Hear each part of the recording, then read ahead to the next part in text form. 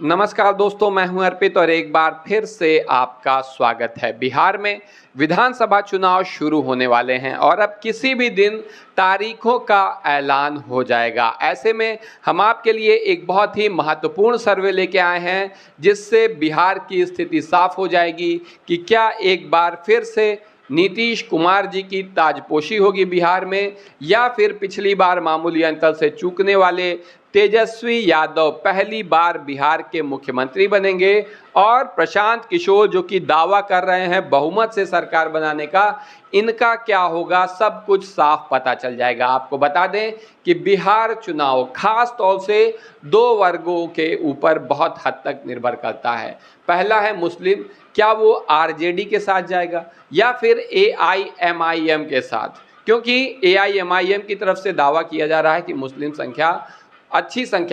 समाज अच्छी संख्या में एआईएमआईएम के लिए वोट देगा। जो परंपरागत रूप से आरजेडी को वोट करते थे, अब वो पतंग के साथ हैं। इस बार पतंग उड़ेगी बिहार में। वहीं दूसरा जो वर्ग है वो है अनुसूचित जाति यानी एससी कैटेगरी, जो कि जिसके साथ जाएगी उसका पलड़ा भारी हो जाएगा। और ये सर्वे भी इसी पर आधारित है कि इस समाज का झुकाव किस तरफ होने जा रहा है। आप देखिए, 2020 में 125 सीट एनडीए जीता था, महागठबंधन 110 सीट जीता था और इस तरीके से सरकार बनी थी एनडीए की और मुख्यमंत्री बने थे नीतीश कुमार। लेकिन अगर आपको भाजपा की वास्तविक स्थिति समझनी है बिहार में, तो 2015 में भाजपा अकेले थी। नीतीश कुमार और लालू यादव एक साथ मिलकर महागठबंधन बनाकर चुनाव लड़े थे और 178 सीट जीती थी। भाजपा मात्र 58 सीटों पर सिमट कर रह गई थी। लेकिन लोकसभा चुनाव के ठीक पहले नीतीश कुमार पलटी मार के भाजपा के साथ चले गए और अब आप देख सकते हैं कि यहाँ पर जो 2015 में एक तरफा मुकाबला था, अब यहाँ कांटे की लड़ाई देखने को मिल रही है। तो नीतीश कुमार बिहार में तीसरे नंबर की पार्टी हैं, लेकिन फिर भी इसी वजह से लगातार मुख्यमंत्री की कुर्सी पर बने हुए हैं, क्योंकि भाजपा ये अच्छी तरह जानती है कि बिना नीतीश कुमार के बिहार में उसकी कोई ज़मीन नहीं है। तो सबसे पहले आप देखिए, जो 2025 में चुनाव होने वाले हैं, यहाँ पूर्णिया में 24 सीटें हैं और यहाँ पर अगर आप देखिए, जैसा हमने बताया, दो समाज या दो वर्ग का वोट बहुत ज़्यादा प्रभावित करेगा। पहला है मुस्लिम, दूसरा है अनुसूचित जाति। पूर्णिया के क्षेत्र में 46% मुस्लिम मतदाता हैं, अनुसूचित जाति के 14% मतदाता हैं। और यहाँ पर आप देख सकते हैं कि एनडीए ने 2020 में 12 सीट जीती थी और इसे 36% वोट हासिल हुआ था। इस सर्वे के अनुसार 2025 में भी कोई बदलाव नहीं होने वाला है और एनडीए का प्रदर्शन कामोवेश ऐसा ही रहेगा, यानी लगभग 12 सीट जीत सकती है, 1-2 सीट इधर उधर हो सकती है। पर वोट परसेंट में भी 1-2% का अंतर हो सकता है। इसी तरह महागठबंधन जिसने 7 सीट जीती थी और 36% वोट ही हासिल किया था, लेकिन 7 सीट ही जीत पाई थी, वो इस बार बेहतर प्रदर्शन करेगी। यानी पूर्णिया में महागठबंधन का प्रदर्शन पिछली बार से बेहतर होने वाला है। इस बार 7 से अधिक सीट जीतेगी। वहीं बहुत ज़्यादा हवा चल रही है जन स्वराज की, मीडिया में लगातार चर्चा में है, तो इस क्षेत्र में जन स्वराज का प्रभाव कम है, ऐसा इस सर्वे में स्पष्ट रूप से खुलकर सामने आया है। पूर्णिया के बाद हम बात करेंगे मगध की, जहां पर 26 विधानसभा सीट है। यहां पर मुस्लिम समाज 10% है और अनुसूचित जाति 31% है, यानी निर्णायक भूमिका में है, 31% है।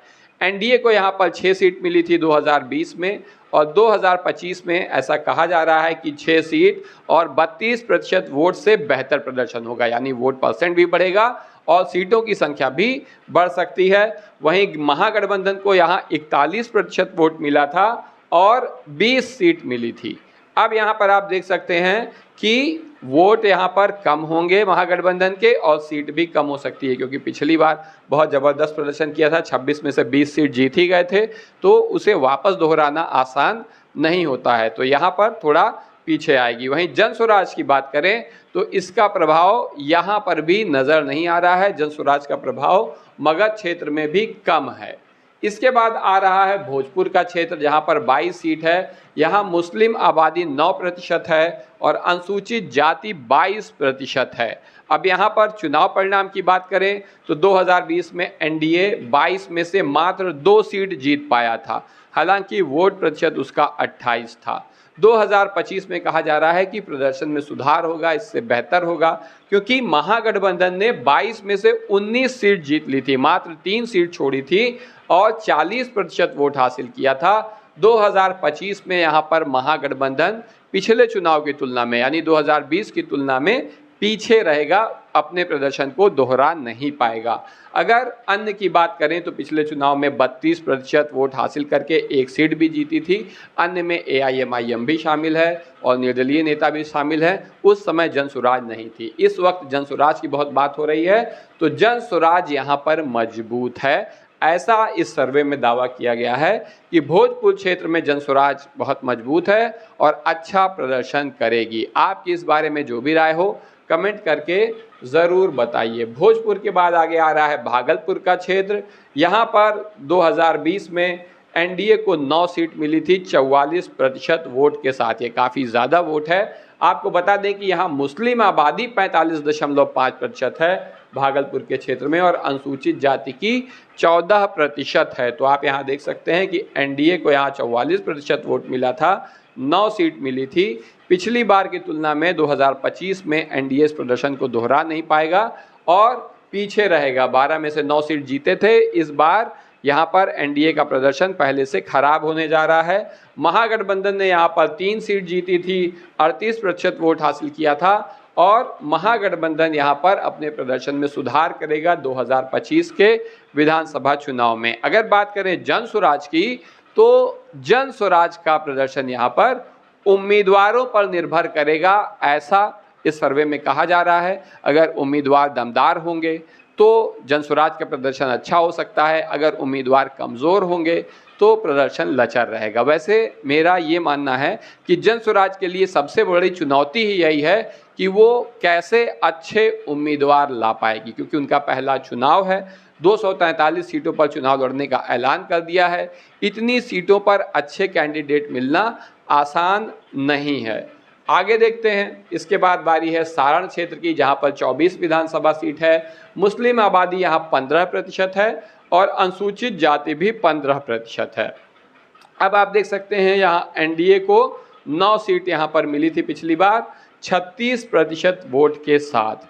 इस बार भी यही प्रदर्शन रहेगा, कोई बदलाव नहीं होगा। 2025 में ऐसा ही मामला रहेगा, ऐसा इस सर्वे में कहा गया है। वहीं महागठबंधन ने 39% वोट हासिल किए थे, एनडीए से 3% अधिक और 15 सीटों पर जीत हासिल की थी और 2025 में भी ऐसा ही रहने वाला है, कोई बदलाव यहाँ पर भी देखने को नहीं मिलेगा। अन्य की बात करें तो जनसुराज की यहाँ पर अच्छी ताकत है, कैसा प्रदर्शन कर पाएगी ये आप लोग कमेंट करके बता सकते हैं।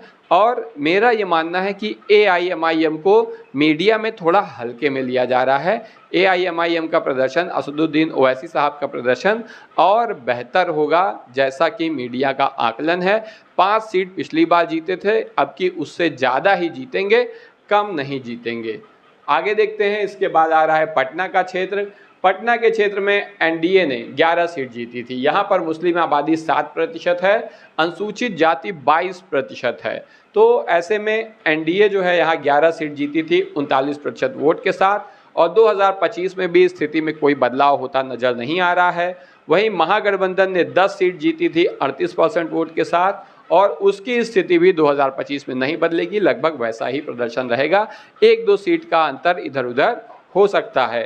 अन्य के बारे में बात करें तो जनसुराज यहाँ पर अच्छी ताकत है। पिछली बार 23% वोट अन्य को मिले थे, अब उसे किस हद तक जनसुराज अपने पक्ष में मोड़ पाएगी, इस पर भी जनसुराज का प्रदर्शन निर्भर करेगा। आगे देखते हैं। अब एक सर्वे आया है, यहाँ पर हम आपको बता दें सर्वे के बारे में कि ये 14 अगस्त 2025 को हुआ था, मतलब इस दिन का ये डेटा है। आप देख सकते हैं जिसके अनुसार सीमांचल की जो 24 सीटें हैं उसमें से 8 से 9 सीट एनडीए जीत रहा है, 12 से 13 सीट महागठबंधन जीत रहा है और जनसुराज को 3 से 4 सीट मिल सकती है।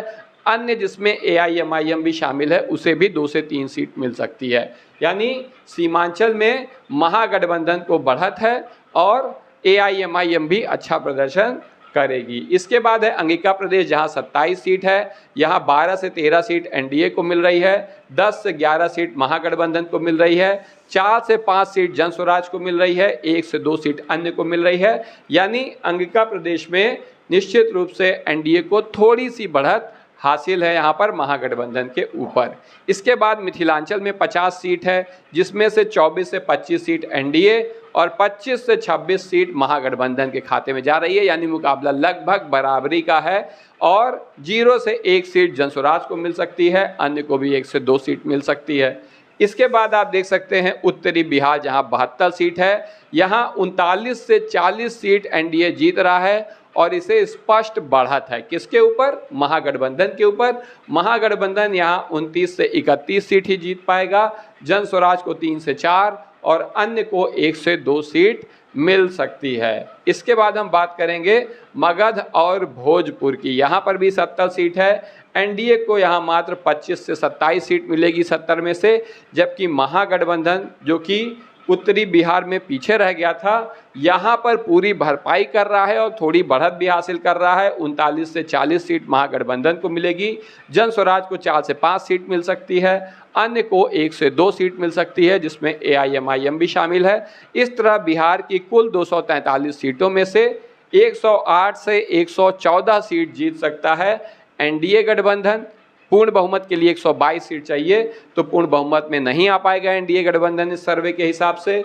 वहीं इंडिया गठबंधन की बात करें यानी महागठबंधन की, तो 115 से 121 सीटों तक ये पहुंच सकता है। यानी 122 से बस एक कम हो सकता है, किसी का सहारा लेना पड़े, कुछ निर्दलीय या AIMIM के नेताओं को या ओवैसी साहब से गठबंधन करना पड़े, इस तरीके की चीज़ हो सकती है। क्योंकि प्रशांत किशोर ने पहले ही स्पष्ट कर दिया है कि जन स्वराज किसी के साथ कोई गठबंधन नहीं करेगी, अपने बूते पर सरकार बनाएगी।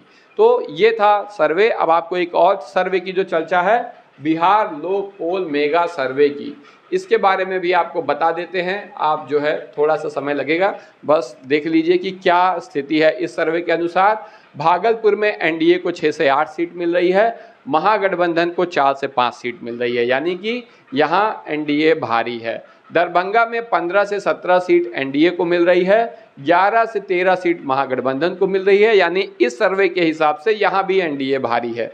कोसी क्षेत्र में 6 से 7 सीट एनडीए को मिल रही है, 5 से 6 सीट महागठबंधन को मिल रही है, यानी थोड़ा सा आगे यहाँ भी एनडीए है। मगध में आप देख सकते हैं 10 से 12 सीट एनडीए को मिल रही है, 14 से 16 सीट महागठबंधन को मिल रही है। यहाँ पर महागठबंधन भारी है और पिछला जितना नुकसान हुआ था उसको कवर कर लिया है। इसके बाद मुंगेर में 10 से 11 सीट एनडीए को और 10 से 12 सीट महागठबंधन को, यानी बराबरी का मुकाबला। पटना में 14 से 16 सीट एनडीए को मिल रही है, लेकिन महागठबंधन को 26 से 28 सीट मिल रही है, लगभग दुगने का अंतर है। यानी यहाँ पर महागठबंधन ने स्पष्ट बढ़त हासिल कर ली है एनडीए के ऊपर। अब देखते हैं कि एनडीए इसे रिकवर कर पाता है या नहीं। पूर्णिया में 10 से 11 सीट एनडीए को और 10 से 11 सीट ही महागठबंधन को मिलेगी, यानी अभी एनडीए पीछे चल रहा है। इसके बाद सारण 10 से 11 सीट एनडीए को और 12 से 13 सीट महागठबंधन को, यानी पटना में जो बढ़त मिली थी पटना क्षेत्र में, उससे लगातार उसको महागठबंधन बनाया हुआ है। तिरहट में 25 से 27 सीट एनडीए को मिल रही है, महागठबंधन यहाँ पीछे छूट जा रहा है, 21 से 22 सीट ही जीत पाएगा, लेकिन पटना वाली बढ़त को पूरी तरीके से कम नहीं कर पाए हैं। यानी यहाँ पर निश्चित रूप से एक बात स्पष्ट है सभी सर्वे के अनुसार से कि सबसे बड़ा गठबंधन महागठबंधन ही बनेगा, उसकी सीट एनडीए गठबंधन से अधिक होने जा रही है। इस पूरे मामले में आपकी क्या राय है? क्या तेजस्वी यादव इस बार बिहार के मुख्यमंत्री बन जाएंगे या फिर बिहार में बहाल चलती रहेगी, नीतीश कुमार चलते रहेंगे? अपनी राय कमेंट करके ज़रूर बताइए। वीडियो को लाइक करिए, चैनल को सब्सक्राइब करिए और अपने दोस्तों के साथ शेयर करना ना भूलिए। धन्यवाद।